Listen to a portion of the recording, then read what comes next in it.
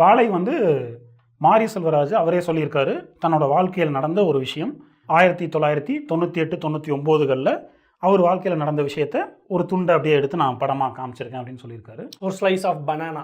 இதுக்கு நடுவில் இந்த மாதிரிலாம் காமெடி பண்ணாதப்பா. வாழை வந்து அவரோட வாழ்க்கையில் ஒரு பதின்ம பருவத்தில் இருக்கிற ஒரு போஷனை படமாக எடுத்திருக்காரு.